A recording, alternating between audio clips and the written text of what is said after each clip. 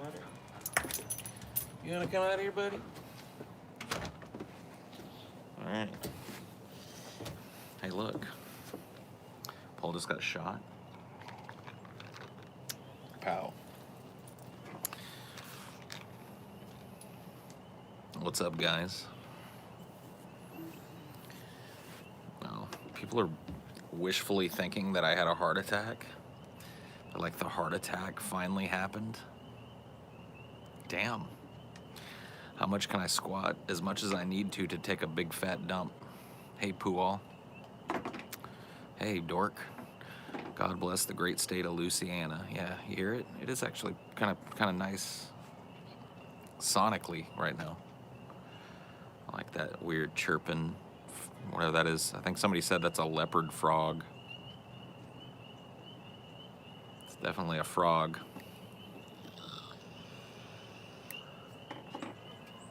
I can squat deep, son. So I came today, well, not necessarily with a topic for the whole show, but with something on my mind specifically that I think, you know, I don't really know if there's any point in talking about it, but I guess getting it out of my brain would be good enough. When you have a long-term relationship with someone and you're a music lover, I'm not claiming to be a music expert, I'm a music lover. And you're in a relationship with someone who's also a music lover, it's cool because you end up introducing one another to a lot of cool songs. But if that relationship ever goes sour, if you're like me, you have to wrap up a bundle of those songs and like put them in the I don't listen to these anymore bin, and then maybe every once in a while go back to them and pull one out and try and listen to it and see if it's okay to like if you can do it without being filled with a sense of immense sorrow and loss and weird sourness from that old relationship. That happens to me, you know. I've got these like bundles of songs that I don't really listen to. No, nothing happened. I just happened to stumble across a song that I really like that happens to be a song that my ex-wife introduced me to right at the beginning of our relationship. It's like when a music appreciator and a music appreciator date, oftentimes it's music that they bond over, and I guess that's how my ex-wife and I initially bonded. No, I'm fine.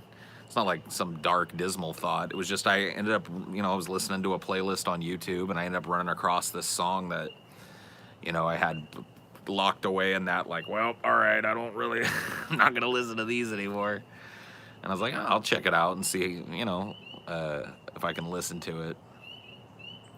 And I think it was okay. Like, it did fill me with a little sense of, like, sourness and melancholy, but it's kind of a sour, melancholy song, so I think I'm all right to pull that one out and dust it off, maybe, and listen to it and appreciate it again. No more Ace of Base, yeah. Yeah, that's what it was, dude. That was the group that glued me together with my ex. The song was, it's called Little Wallet Picture by Richard Buckner. It's definitely not going to be for everybody. It's kind of a bluegrass / alt country song with a very, very uniquely voiced singer who has a really expressive voice. It was a song that she introduced me to I think our first date, we went to a movie, and then we just kind of, after that first date, because we worked in the same fucking little strip mall. She worked at a sandwich shop, and I worked at the Starbucks there. So we met at our breaks, and we would sit in her car and burn CDs for each other and listen to the songs. And that was the first song that she gave me, was Richard Buckner, Little Wallet Picture. That whole album is really good. It's called Devotion Plus Doubt. And it's definitely been something that I've put on the shelf for a number of years. But it's cool. I don't know. Just one of those sacrifices that you have to make, I guess, if you're going to be in these relationships and then have them end.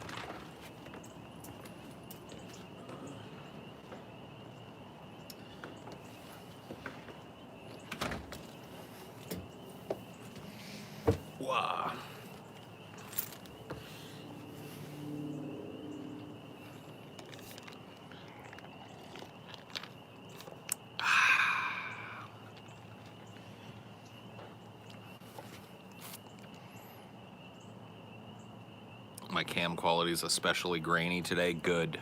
You know what? Let's grain it up even more, man. Let's grain it up to the max. Is there something super grainy? This is probably the worst. There you go. Let's add some artificial grain on that bitch.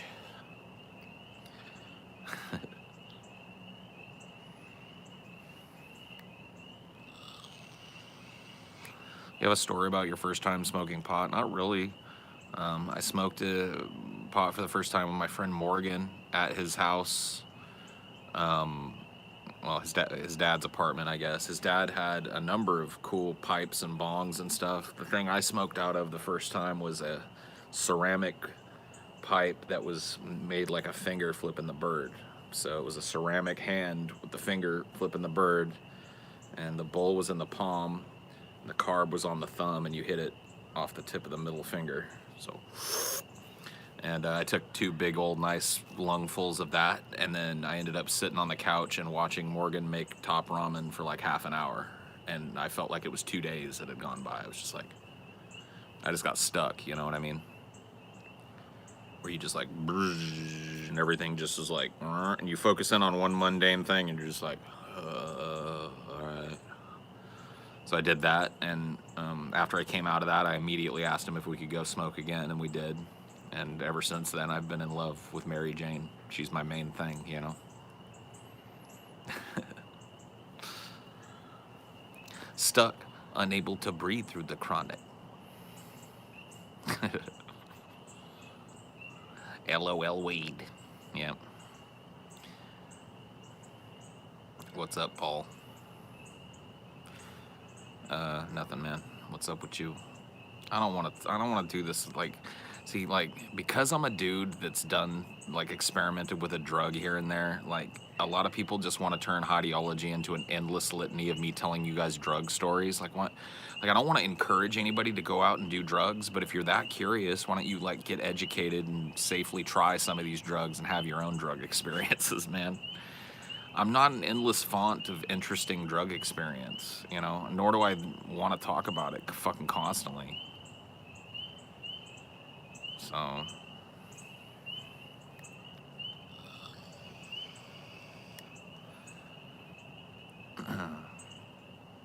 I want to know what drug you done, Paul's ego. It just gets kind of old, you know? I don't really think of doing, like, experimenting with drugs here and there as, like, a super fundamental part of my personality, but it's a base of experience that I've had that people are super interested in hearing me talk about all the time. And yeah, my first beef, yeah, why don't people ask me to talk about my first time eating beef jerky or some shit?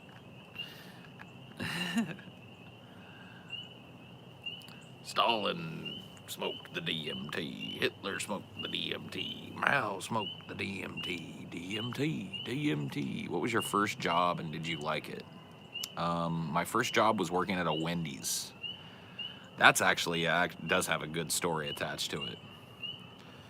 I got a job working at the Wendy's. It was in Madera on the right on the. I don't know the names of the fucking streets anymore. I think it's it's right on the corner of Granada and, well, whatever. You don't care. You're not from fucking Madera. Anyway, there was a Wendy's there, and I walked in there at 15 with my work permit. I went through the little class that they made you go through and got my work permit that says, you know, non-school hours on the weekends and shit, and after school I can work. Take that in there and I apply and I'm hired immediately. Like, I just walked in there with my application filled out and I immediately, like, the manager was there and she was like, come here, sat down with me, interviewed me real quick, and she's like, all right, you're hired. Can you come tonight? And I was like, sure. Yeah, I mean, I don't have any uniform. She's like, that's fine. Don't worry about it. Just wear like a dark t-shirt or whatever and we'll get you your uniform, blah, blah. I was like, cool. So I got hired like on the spot. well, it wasn't like a big long class, but it was like a 1-day thing that I had to go to where I had to listen to this and I had to, I don't know, it wasn't like a class, I guess. I had to sit through like a lecture or some shit and fill out the paperwork, and they had to explain to me like what I could and couldn't do. So I guess class was not the right thing, but whatever, I got the permit. And anyway, so I started working that night, the night that I walked in there. And exactly, the training video was my first night. So they put me on this training video, and it was, I've seen it since then. It's the rapping 4-corner press video. What you gotta do is flip that meat. When the juices run clear, it's gonna be sweet.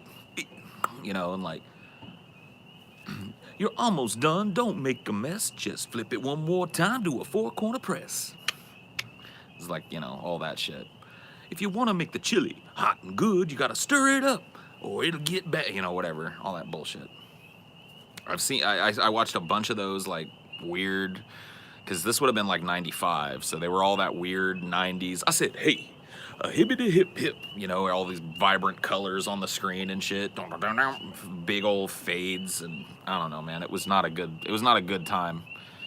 It's not a good time for rap, because white people had just like really discovered it and started using it for stupid shit like Wendy's training videos, and that's not, you know, that's clearly, I don't think I have to explain to you guys that's not what rap was intended for, you know, so it's just not a good look. But whatever, I spent that first night, about half of it, I think, just sitting back there watching videos, and then the other half, I just worked at the fryer. They showed me real quick, like, you'll be just dropping fries tonight, get some practice. So I dropped fries, and I ended up migrating to the grill, because I'm pretty good on the grill. My mom's really good at the grill, and I'm still very, very good at grilling meat and shit. So I just was pretty natural on the grill. So I ended up gravitating there. So I was the grill dude every time I'd work. I was the guy just making the burgers, making sure the cheese was on the goddamn burgers and shit. And as time went on, I started to notice this strange pattern in the orders every once in a while. And then it started happening, you know, more and more frequently as the weeks wore on and I worked there. Somebody would come up and make an order. And at first I didn't realize that it was the same order every time. But what would happen is they'd order like, whatever it was. Like, I want a double fucking, junior bacon cheeseburger and a 5-piece nuggets with no sauce or whatever. And I'd start dropping the burger, and the dude that was running the register, or the chick that was running the register, whoever it was, would turn around and cover up the mic, you know, and just go like, don't even worry about that. I got this one already. And I'm like,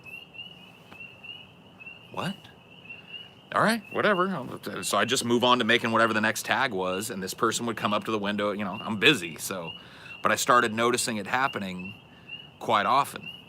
Then one day, it all kind of just cascaded downward from here. I went to work one day and I was sick. I was real sick, not feeling good, like real just like tired, achy, congested, all that shit. So I'm drag-assing at work, but I show up because whatever, I don't want to lose my job. So I'm there, and I get there, and people can see that I'm down, and my boss, what was her name? It was Winnie. Winnie walks over to me, and she's like, hey, Paul, are you okay, man? I'm like, no, I'm not feeling too good. I'm kind of sick. I'll be all right, though. I'll just, put my head down and get through it. And she's like, all right, well, I'll see if I can send you home or whatever. And I was like, nah, don't worry about it. I'll be okay. And she's like, oh, all right. So anyway, I go on for the night, and I take a break or whatever, and I go into the bathroom. And the men's room, I'm on my break. I'm going to take a leak, wash my hands or whatever. I go into the bathroom, and as I'm done taking a leak, I turn around, and Winnie's in the bathroom. And I'm like, oh shit, are you cleaning the bathroom or something? She's like, no. She's like, look, dude. She's like, I know you're feeling down or whatever, man, but like, she pulls like a little fucking vial or whatever the fuck out and just like lays out a bump of some shit on her fucking thumb. And it's like, hey man, go ahead and like fucking just take a hit of this, man. You'll feel better. It'll give you like pep and shit. And I was like, I'm all right. I'm fine. I don't really fuck with that shit, so it's okay. I'll be all right. Thanks, Winnie, though. And she's like, all right, whatever, man. And she walks out. And I'm like, I shit you not, a week later, I get a call on the phone from one of my coworkers there. It wasn't even a shift lead, going like, hey, dude, I don't know if you heard, Paul, but don't even fucking show up to work. I was like, why? What happened? I was like, fucking cops busted Winnie and a couple other people. I guess they were dealing drugs out of the drive-through and shit. And I was like, oh, yeah. So they closed that Wendy's for a good long time, and that's how I lost my first job. Yeah, that's pretty strange first job, I guess. Other than that, though, it was a pretty chill job, honestly.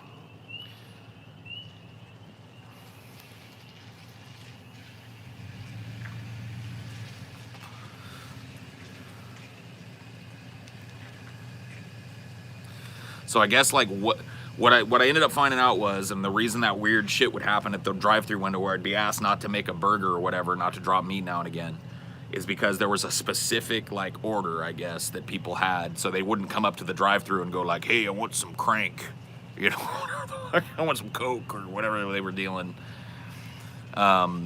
They would be like, "Yeah, give me a junior bacon cheeseburger, extra tomato, extra onion, and a 5-piece chicken nugget, no sauce," whatever it was. You know what I mean? They had like the specific order that they would come, and that would mean like, "Hey, I want to do a drug deal at the window." So they'd be like, "All right, that'll be whatever. Come on through. We'll have your price at the window."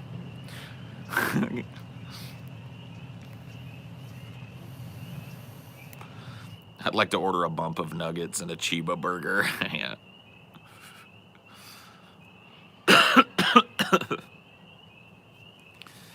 All of your stories lead to drugs. That's why people have, oh, whatever. This one just happened to.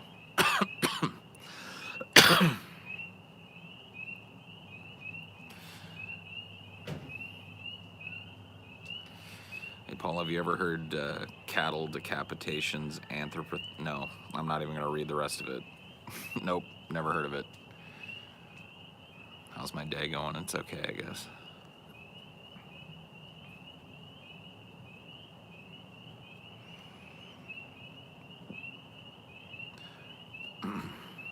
What was it like eating a steak for the first time? I don't know, dude. I don't remember the first time I had steak. Any stories from EVE Online? None that would really make sense to people that don't play it. So I'd be telling a story to a small subset of people. And if I tried to tell it to people that don't play EVE, it would mostly consist of me explaining concepts in the game that are retardedly complex and shit, and trying to mull my way through it. I mean, I guess I could try. So in EVE Online, you play a spaceship, basically. And you can be different, but you kind of are whatever spaceship you're sitting in. That's the basics of the game. And you can be different kinds of ships. And I joined a big alliance of other players. It was actually Goon Swarm. So those guys are kind of you probably run into them in other games and shit. But I joined a subsidiary of Goon Swarm, and that gave me the permission to move my ship and all my shit out into the frontier where Goon Swarm was in control. It also made me culpable for like going to military fights and stuff for the goons, and so I would, at first it was pretty cool because I had access to all these high-level pirate, NPC pirates that I could blow up for good money and good mining and all this shit.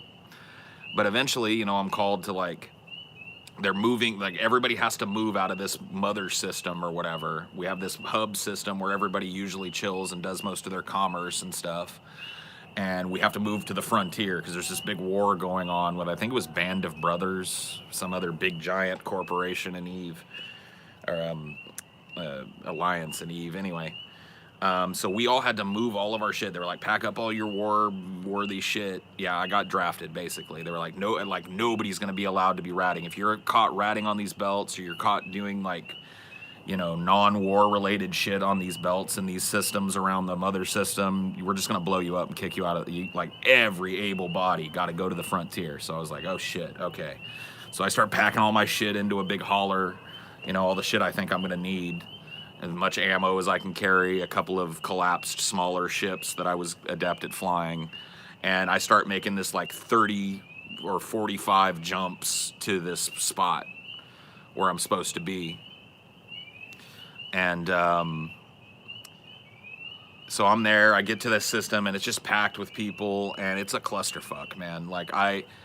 There were voice comms. There was I could have, but I was never like, I don't know. I was never introduced how they did fleet stuff. So it just took fucking forever, and it just looked like it was taking forever for everybody. Like getting everybody divided up into different fleets and sending those fleets where they needed to go was a long fucking process, and it was just boring. I was just sitting around all day, and when they would say, "Hey, check in if you don't have a fleet," and I'd be like, "Hey, I don't have a fleet. What do you fly?" And I'd be like, "Cheetah and this and that, you know, whatever, like, you know, battle cruisers and below." And he'd be like, "Okay, hold on, and I'll get you an assignment." And then like fucking 30 minutes would go by, and I wouldn't hear shit.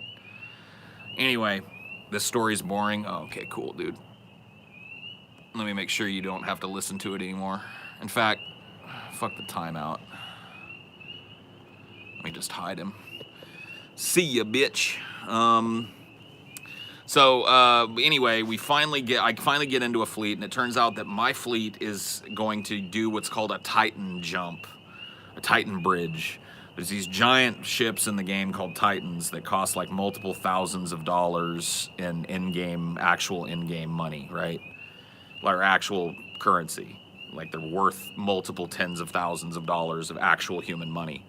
And of course, the goons had multiples of these, and one of them jumps in, and we're all supposed to go to this Titan bridge and jump through this wormhole that's going to jump us across space farther than we could on our own to get us to the actual where the battle is, right?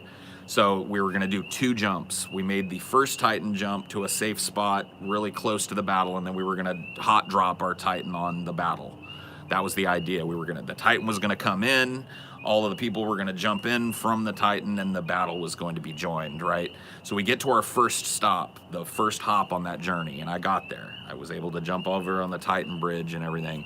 Well, communications went totally silent at this point, because I think everybody else in my wing had done this before, but I didn't realize that we weren't going to sit around for very long, and that Titan, like, I just jumped through, and that Titan was already fucking revving up its jump bridge thing again, and most of the people went through, and by the time I noticed that everybody was going through, I was like, oh shit. I started burning for the Titan's gone. And so, to try and explain what this means, I was in the middle of fucking nowhere, in enemy territory, in the most expensive ship that I owned, that represented a significant portion of my income and ability in EVE. And I'm alone. It's me and 2 other dudes that didn't make the bridge. So I get in like corp chat and shit, and I'm like, hey, I'm in XD-427-69-LOL. I missed a Titan bridge, I guess. I didn't know what was happening. What the fuck do I do? And the only answer I got back from a fleet commander was, it was twofold. It was, "You're fucked, period. Keep comms clear. There's a battle going on, period." So I was like, okay. Go on, dude. Go on. No. So I'm in the middle of nowhere. The other 2 dudes just kind of log off or whatever, and I decide to too, because I'm like, the war's going on, so I'm just going to log off for the night. So I did. I log back in the next day, my ship is still there, and I figure I'm going to try and sneak my way home with my shit. Long story short, I made and I mean, it was like, I couldn't even tell you, it was like 127 jumps or something, an insanely long chain of jumps to get back to like neutral territory. And I was 1 jump outside of the goons' bubble, I guess, what they would call it. 1 jump from my home systems. And because so much of the policing force that was around those core systems was moved to the frontier to do battle, there was nobody to clean up like gankers and pirates and shit. 1 jump from home free space where I would have been totally fine, I got bubbled and blown up and lost pretty much everything I had in EVE. So yeah.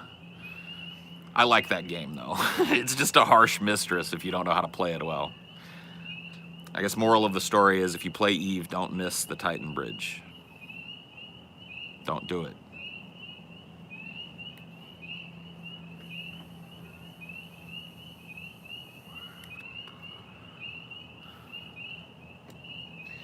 Man, the rees are getting the rees are getting loud.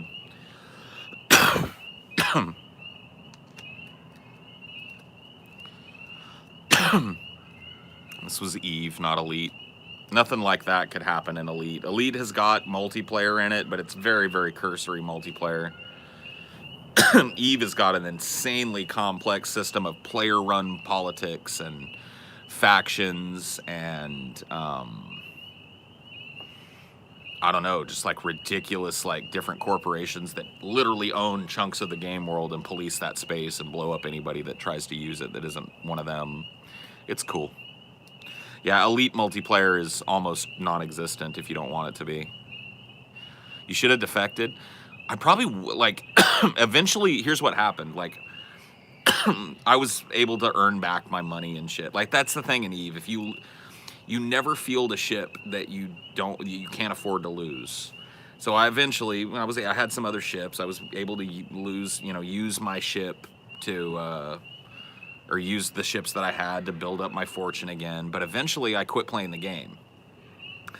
And what happened when I started playing the game again was I logged into my character and I was on the space station that the goons owned in the middle of fucking hostile space, but I was kicked out of the guild for inactivity, or the corp or whatever, for inactivity.